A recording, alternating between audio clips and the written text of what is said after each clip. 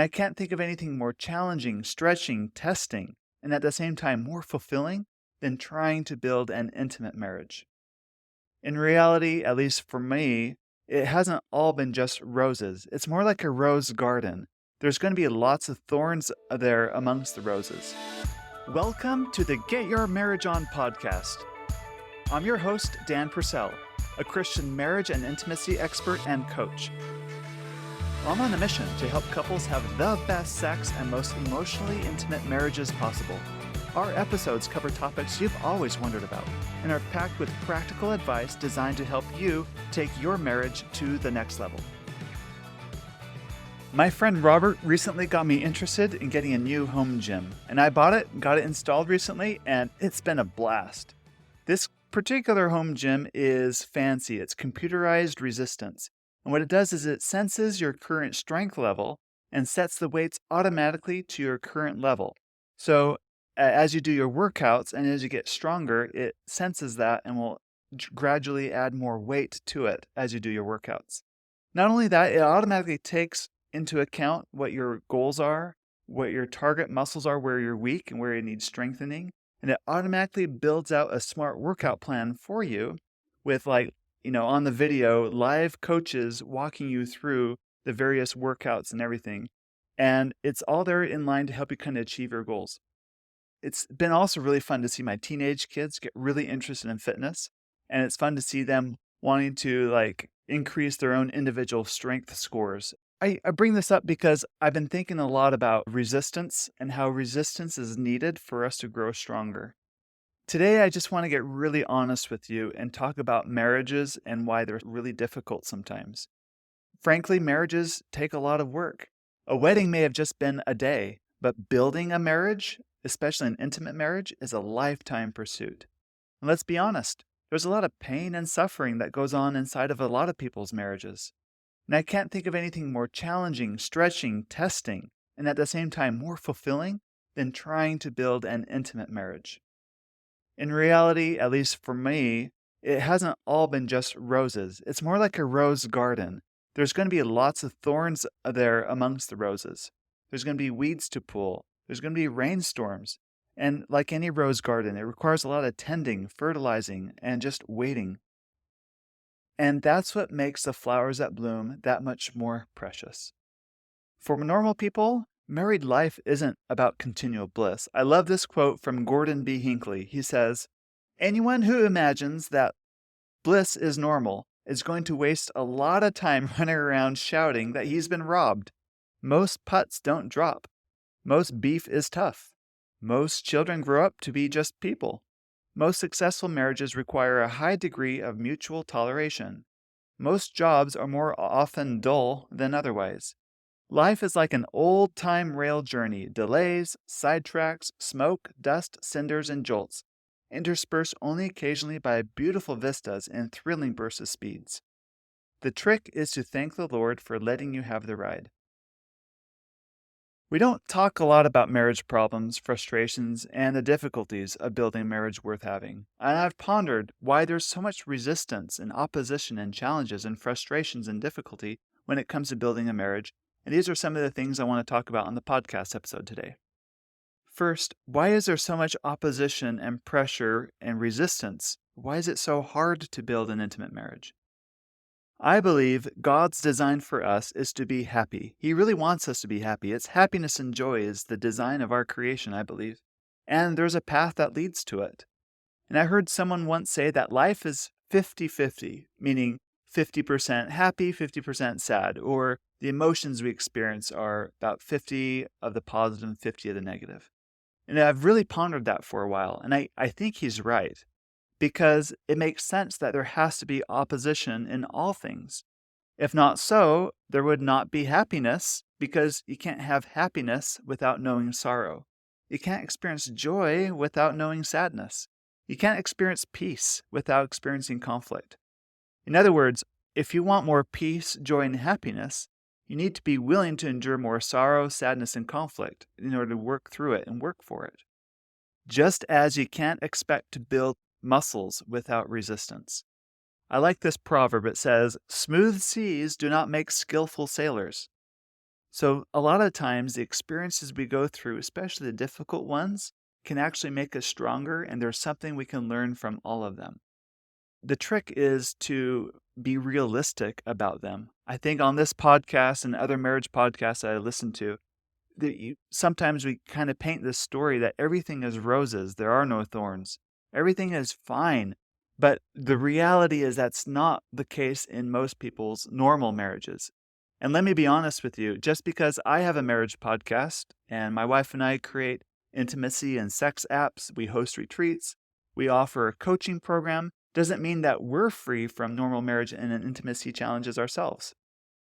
In our marriage of almost 20 years, we've experienced differences in sexual desire, differences in sexual preferences and tastes, where one spouse wants something sexually and the other doesn't. We've experienced weeks or even months of drier spells in our marriage too.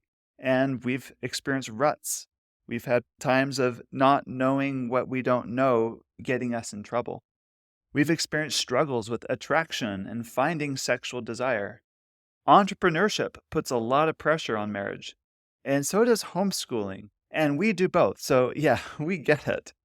We've also experienced sickness, work stress, and when a child's needs often interrupt our flow. We've dealt with rigid thinking. We've dealt with morally superior and entitled attitudes getting in the way of better marriage. And like any other couple, we have 3 or so gridlock issues that we keep returning to, that we try to grow through and try to work through. Amongst all these, in my own marriage, we've also dealt with not being fully honest about owning our feelings out of fear of how our spouse would think. So we spin in circles trying to manage each other's feelings, trying to not say things so that the other person won't get upset at us. And we end up settling for less than. And we kind of create a race to the bottom rather than standing up for something better for both of us.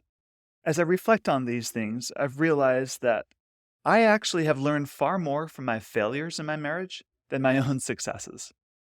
And I have qualities that, when used in the right context, are very helpful, but when they're in the wrong context, they become maladaptive. Let me give you an example.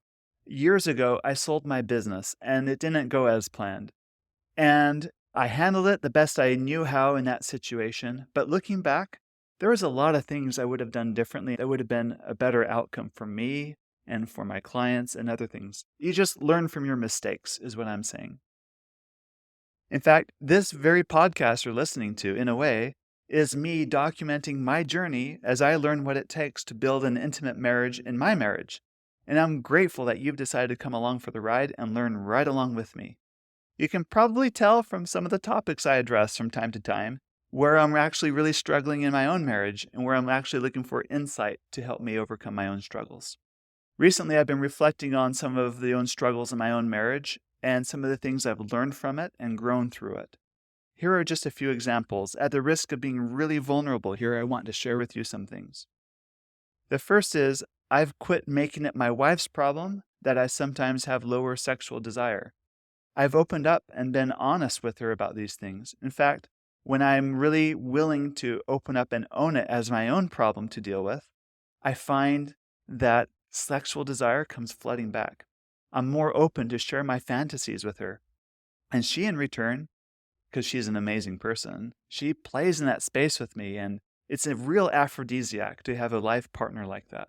I've had to learn to just quit making my sexual desire problems all my wife's problem, and rather look for where I have a role to play in the matter and take ownership of it.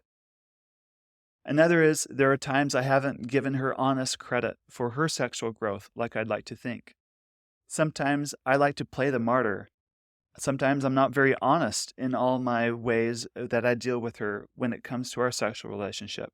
Or I might say she's not trying when she actually is trying. And that's not kind nor honest when I pretend that she isn't giving the full effort that she actually is giving. And the reason why I don't want to give her credit is because I'm afraid to admit that what I really like is to be the superior one in my marriage. I like to think that I'm more evolved than her, that I'm a few steps ahead of her. And if I were to stop and give her full credit for the work she actually really is doing, I admit that I'm not that far ahead of her. And that's why I have that tendency to kind of slip back, and I regress in that area. I've also learned lately how I can share my honest thoughts without being condescending. There's also truth to the adage that the wolf you feed within you will ultimately prevail. As I've made a conscious effort to flirt, relax, and have fun with my wife, things feel so much better, and I can choose to be a great guy around her rather than being an Eeyore about everything. These lessons have made me a better marriage and intimacy coach also, because I can relate to what my clients go through when I meet with them and talk with them. Most importantly, failure has taught me to focus on what I do have control over, which isn't really as much as I like to think that I have control over. It's taught me to turn the rest over to the Lord and rely on His grace. Which brings me to another thought that I want to share with you today, and that Jesus is a fourth watch kind of a God. What I mean by this is, you know the story of Jesus walking on the water? He could see from afar that his disciples were struggling on the boat and in the storm and in the sea. They were toiling in the night. And I think it's significant that he came in the fourth watch. Now, in New Testament times, they would divide the 12 hours of night into 4 3-hour segments. So the fourth watch would have been the last watch, somewhere between 4 a.m. and 6 a.m. So Jesus comes to their rescue in the storm, walking on the water in the fourth watch of the night, towards the end of the night. And then to add to that story, Peter comes out walking on the sea too to meet Jesus. And when Peter becomes frightened and starts to sink, and as he's sinking, that's when Jesus runs to him and lifts him up. Now, I'm sure this would have been a very different story if Jesus showed up in the first watch of the night, or if Jesus was at Peter's side and didn't let Peter sink in the first place. But that's not his pattern, and I see this pattern in other areas.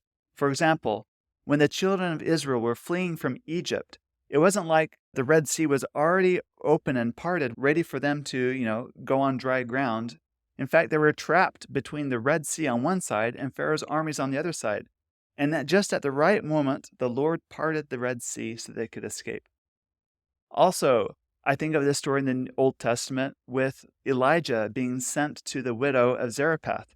And it was the last meal she was preparing when Elijah asked her to make him some meal first. And then the miracle happened where the cruse of oil didn't run out or the meal didn't run out either. My experience has taught me that God sometimes allows us to, lift weights, to build some muscle, precisely because He loves me and trusts the process enough to help me grow through my challenges. He wants me to learn from my mistakes and my challenges too. But at the same time, Jesus is also the strength of marriages. One of the greatest lessons for me is that I can learn to rely on Jesus Christ in my life. He says, "Come unto me, all ye that are heavy laden, and I will give you rest. Take my yoke upon you. Learn from me, for I am meek and lowly in heart." The Lord has shown me my weakness, but when I come to Him with a humble heart, He has made the weak things become strong for me. For example, this very podcast you're listening to is exactly that. You don't need to be told this, but you probably already know that I'm not a very fluid speaker, and at times I get quite self-conscious about the way I talk. What you may not know is this is my 4th attempt today at recording this episode. This is hard for me to do, but I keep trying. Sometimes I feel like Moses complaining to God that he was slow of speech. Why couldn't you make me, more fluent? Give me oratory gifts like Aaron, my brother. But that's my lot, and I have the courage to keep going despite my shortcomings. And I've also come to trust that God is a God of miracles. And in reality, miracles like parting of the Red Sea and walking on water or having oil and meal never run out. They're actually very rare. And more common, in my experience, are miracles like being strengthened to do something hard, being able to forgive, seeing another person's perspective, no longer feeling burdened, feeling prompted to go serve someone that I normally wouldn't serve. Or the other way around, a friend calling me just in the right moment to give me the information I needed and to be an answer to my prayer, and so on. I like this specific parable recorded in Mark. In fact, it's the only parable that's unique in the book of Mark. And it's about the farmer that goes out and sows seeds, and over time, those seeds turn into crops. The farmer doesn't know the process of how the seeds grow, but he knows enough to plant the seeds and just trust the process. Sometimes my own conflicts have resolved in a miraculous way that I can't fully explain what happened, kind of like that farmer that really can't explain how that crop grew. Other than just that experience of realizing that issue is no longer an issue, or that I've been giving additional strength and confidence to face whatever challenge is ahead of me. I love how in Luke 11 it says, "If a man asks bread of any of you that is a father, will he give him a stone? Or if he asks a fish, will he for a fish give him a serpent? Or if he asks for an egg, will he offer him a scorpion? If ye then being evil," meaning like if you then being mortal, "know how to give good gifts to your children, how much more shall your heavenly Father give good gifts through the Holy Spirit to them that ask him?" Whatever challenge you're facing in your marriage right now, I challenge you to look at these as a stone or is this a bread? If it's bread, make them like weights that they're here to strengthen you and help you learn to grow. Whatever you're going through today, I hope that you realize that most marriages are difficult, or there are times where things are difficult in marriages. It takes real work to build a strong and intimate marriage, so we shouldn't be surprised that things are going to be tough sometimes. There's also going to be unpleasant parts to being married to someone sometimes. There's going to be thorns among the rose bushes. But nothing has gone wrong just because you see thorns. That's the reality. And let's be real. We shouldn't be afraid to talk about the thorns and difficulties we encounter. You can view these as a set of weights there to help you grow stronger, like that new weight training machine we got, rather than they're there to weigh you down. And we learn far more from our failures than our successes. And that Jesus Christ is the strength of marriages. I believe I can turn to him. I can view what he gives me as bread rather than stones. One day, we will die, and I don't know if I will die before my wife or my wife will die before me. But although I believe that relationships can last beyond this life, it will still be very hard to lose a loved one. In fact, I kind of hope that I'm devastated if my wife dies before me, because that would mean I have put so much effort into my marriage to make it so meaningful and so wonderful that of course I'm going to be sad when she passes. And I want to know at that time that I gave this marriage all that I have and that all that effort was worth it. Thank you for listening to the podcast. Thank you for downloading our apps. Thanks for joining us in our workshops. Thanks for reading my newsletters. If there's anything I can do for you, please let me know. You can always email me, dan@getyourmarriageon.com. I love hearing from you. Follow me on Instagram and sign up for our upcoming retreats. We also have a virtual retreat coming up on June 9th and 10th that you might be interested in. I do a coaching program for couples called Next Level because I believe no matter where you are in your marriage, there's always going to be a next level to where you can take your intimacy. And I help you and your spouse work through those things to help you get to your next level and then to the level after that. And you can find more information on that on my website. Thank you for listening to today's episode. If you're interested in accelerating growth in your marriage, either sexually, emotionally, or spiritually, I want to invite you to work with me in my affordable coaching program called Next Level. More information about Next Level and my fun and sexy apps for couples are available at getyourmarriageon.com. Please also don't forget to subscribe to this podcast so you don't miss a single episode. And be sure to tell your married friends. I promise, they will thank you for life. Now go get your marriage on.